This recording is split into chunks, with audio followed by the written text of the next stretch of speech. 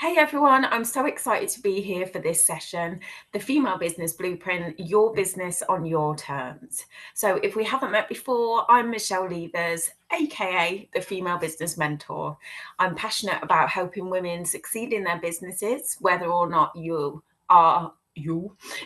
a veteran to business and you've been in the business for a long time, or whether you're maybe in a corporate career currently and are really exploring the idea of, do you know what, I really want to work for myself.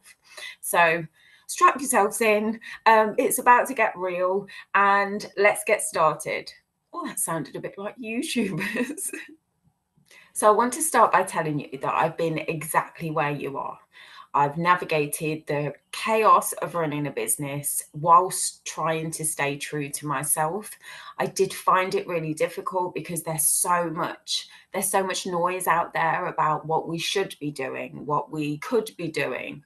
It can become really overwhelming.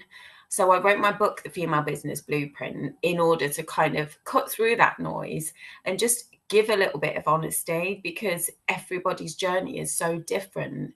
And I think we're pushed a lot of the time to try and fit into some kind of mold, when really the journey that we have in business is just so unique to us, because it's all about what we want to do, where we see ourselves being.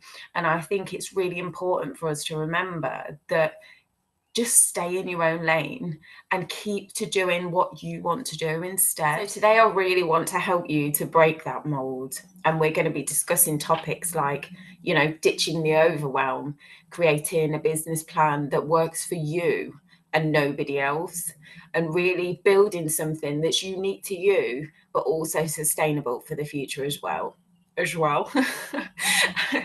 Okay, so if you're ready, let's dive into the first section. Okay, so the first thing that I want to talk to you today about is ditching the overwhelm. First of all, overwhelm isn't a sign that you're failing, like at all. Like most of the time in business, whether you've been in it for 5 minutes or 15 years, it can feel like you're, I don't know, juggling flaming torches whilst riding a unicycle. It can be that intense. But overwhelm isn't a sign that you've failed, or, you haven't got your shiz together.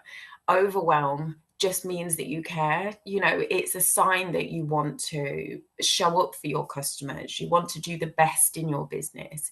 It's that although it might feel like a negative feeling, in actual fact, what it's showing you is that you care an awful lot. And that's great, because that's where the passion for doing what you love to do and doing what you want to do should come from. So I do have some strategies to share with you. If you are feeling a little bit overwhelmed, to kind of put some steps into place, have some actions that you can take. And it's stuff that's worked for me personally as well, but also for my private clients. Okay, so a strategy that I like to use when I'm feeling in this mindset and in this headspace is the power of three. I mean, three sounds lovely, doesn't it? Like, I've seen it all over Instagram and stuff, like all about the power of three, and it's really quite powerful. So I want you to ask yourself three questions. So the first one is going to be, what are the three actions? See, we've got that three again. What are the three actions that I could be doing this week, this month, whatever it is, to keep me moving forward? So it could be reaching out to 5 clients this week, or working on a product that I've been having in development. It could be sending 5 emails or making 5 social media posts. It could be anything. But as long as you have those 3 actionable strategies, if they're written out or maybe on an Asana board, or however you like to organize yourself and your time, it really helps you not only keep accountable, but really see your progress. And it can help focus your thoughts an awful lot. So that's step one. Okay, so step two, question 2 of the power of 3 is, what small action can I do right now? Like, don't even pause for a second. What can I do right now that makes me feel like I'm moving forward? Even if it's tiny, even if it's, I don't know, hopping on social media and interacting with a few posts for like 10 minutes, it really does make a massive difference, because you can feel that progression on a smaller scale. Because a lot of the time, overwhelm comes with when you're looking at your business or what you have to achieve over a long period of time. It can feel too much, and then it stops us from getting started. But if we break it down into smaller chunks, we can really start to see that movement that we get. And it can really help when it comes to not only our mindset, but also the physical progression that we can see in our businesses moving forward as well. So this one's really important, because it encourages you to take action and really get going. So step number 3, what can I let go of that's keeping me busy but not moving me forward? See, I've been guilty of this one so many times. I've had a to-do list as long as my arm, have sat there staring at the computer for what feels like an age. But when I look back, what have I actually done? It's insane. So you really need to be super focused with your time here. And something that I really advocate to my clients is time blocking. So what I tell them to do is, and what I use myself, I'll be honest, is set an alarm on my phone, say for, I don't know, an hour, 40 minutes, however you want to do it, and concentrate purely on one task. Don't have any distractions. Put your phone on do not disturb. That way, your mind stays focused for that set period of time, but also you can see that progress. And I think being a woman in business, it is so important, because we do inherently have so many other responsibilities. It's not just like business is our whole life. We do have a lot of other things to consider. So this is a great way to keep you focused for those certain periods of time and help you really see the progress that you're making as well, which is really important. And also think about this as well. So the point of step number 3 is, what can I let go of that's keeping me busy but isn't actually moving me forward? So maybe ask yourself this: if you're spending too long on Canva, sitting there redesigning your logo for the umpteenth time, do you really need to be doing that? Or could you be doing something else that will help keep you moving? Okay, so this next section I want to talk to you about is building a business plan that actually works for you. So maybe if you're sat there thinking, your business plan, it's something that's inherently important that we need in order to move our businesses forward. It's great to see everything written down, having a vision, but it doesn't have to be structured in a way that feels too constrictive. Is that a word? Constrictive?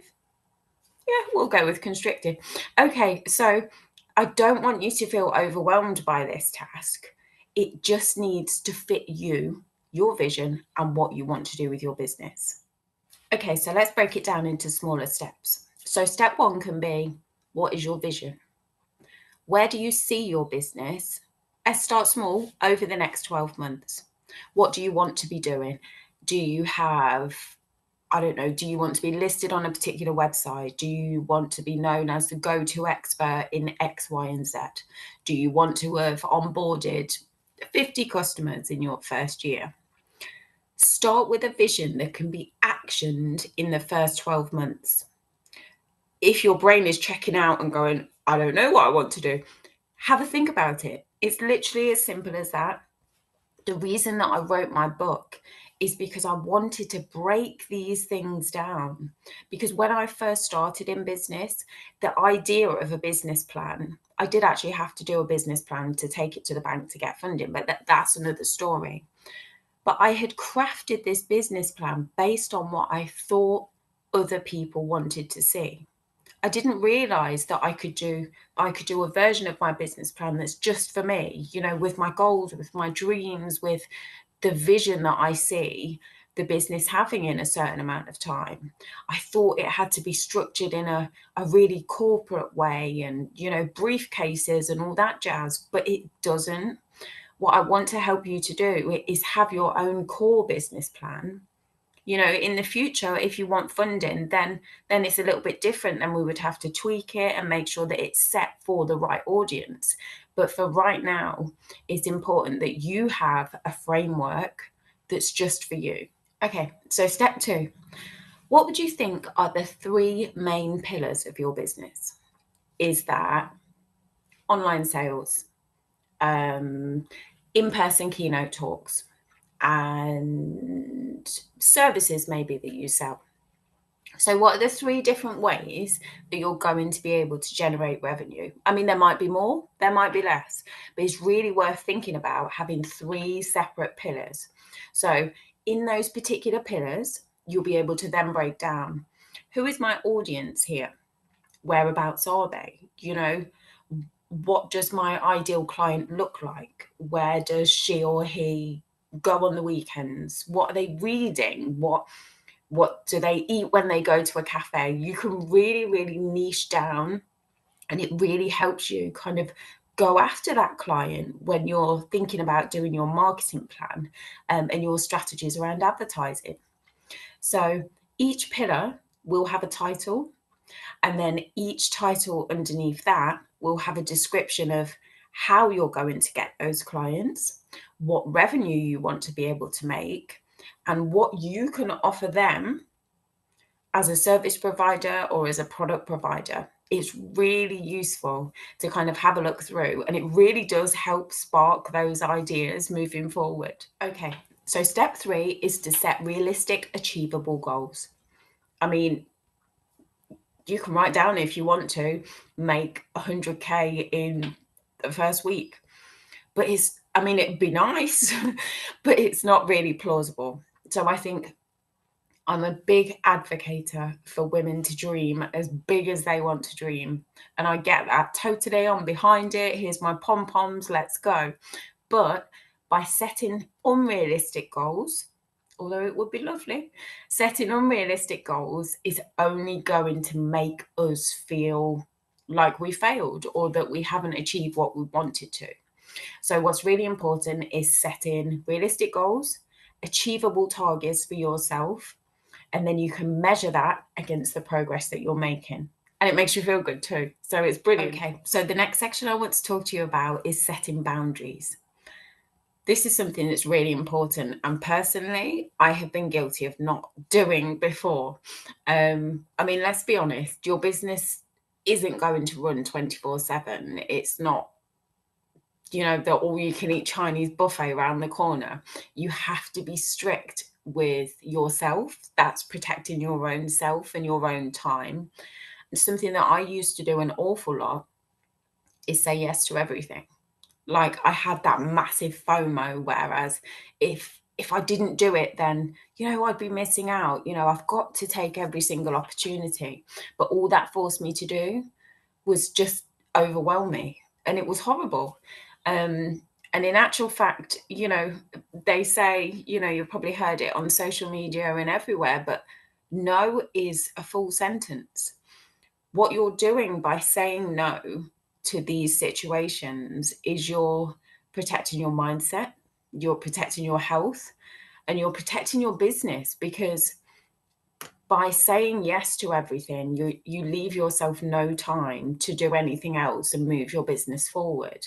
So what are some of the ways that we could be super sensible and put some boundaries in place from the get-go, which is really important? Okay, so a really good way to do this, in a practical way too, is write yourself a I don't do list instead of a to-do list. This is really important because it helps you stay clear, especially if you've got situations coming at you where it's, you're being bombarded with requests to do things.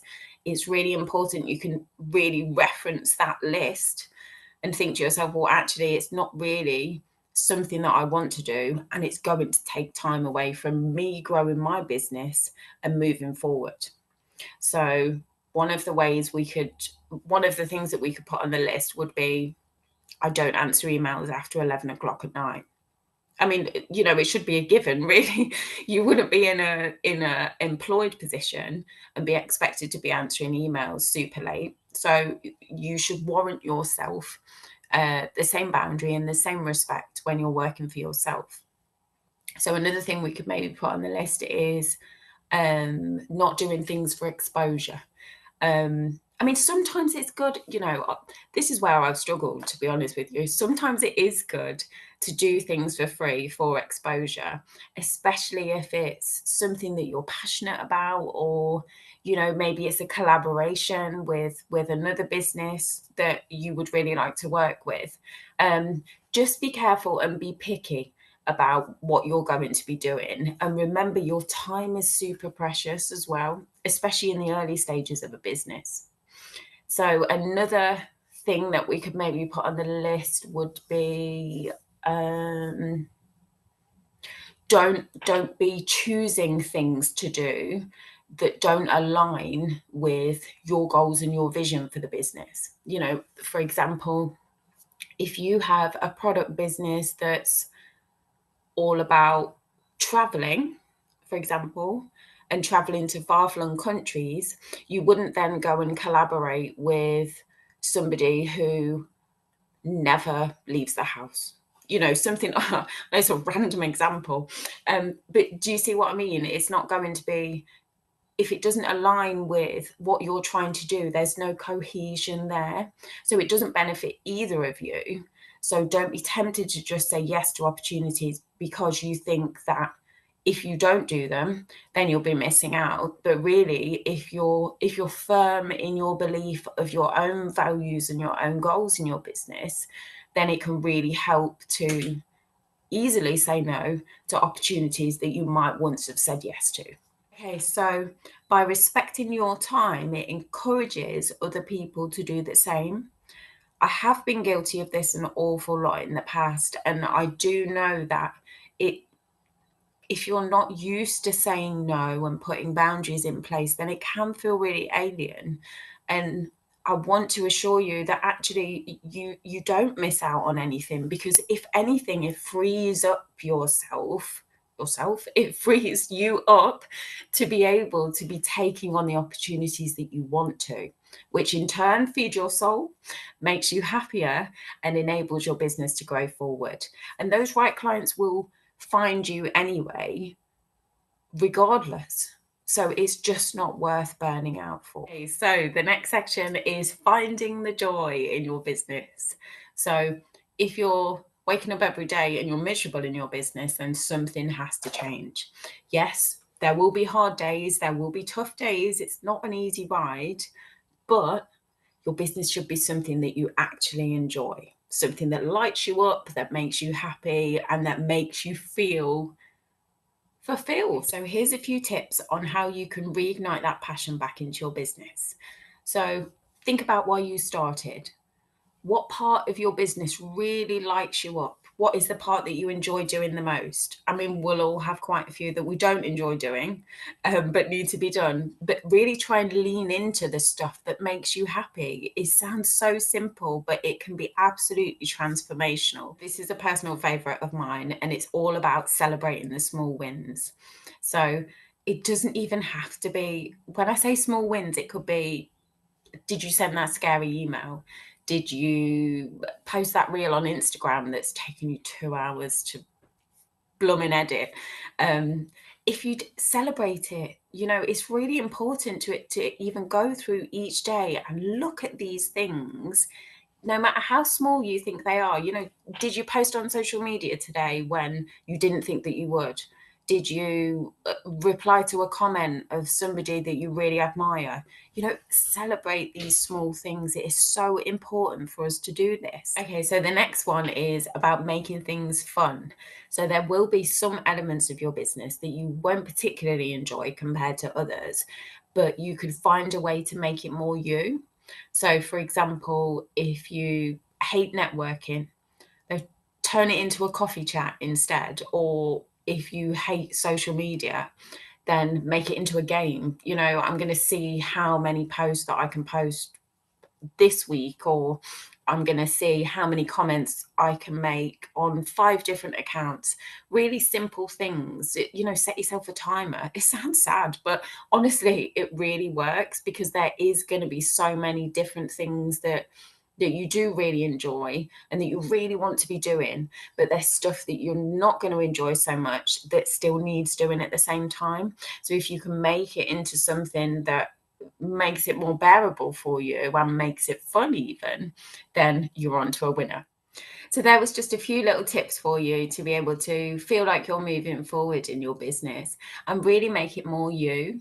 The thing that I advocate for the most for women in business and all the work that I do is to make it feel more authentic.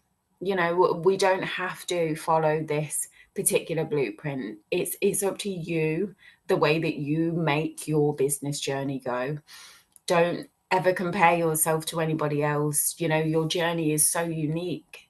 And I just wanted to share that with you and make sure that you don't feel like you have to stick into a mold. You don't have to follow anybody else's rules. You get to do this your way. And this is a beautiful part of your journey. And it's one that you will look back on with fond memories. You know, you might look back and think, whoa, how did I get through that? But honestly, enjoy every step, because whatever you're doing right now is making your story for the future. And that's really exciting. I'd love to connect with you. So if you have any questions about building your business, growing your business, and anything in between, if you're maybe sat there thinking, I would really love to start in business, I'm in a corporate job and I just know that there's something in me that wants to move forward and branch out and start on my own, then please do get in touch. I'd be more than happy to help you. And before I go, I wanted to thank the team at One Tech World and We Are the City, the incredible Vanessa Valleri. We love her for giving me this opportunity to come and deliver this session for you today. I hope you have a wonderful time and get loads out of the amazing sessions with the amazing speakers. Yes, and happy businessing.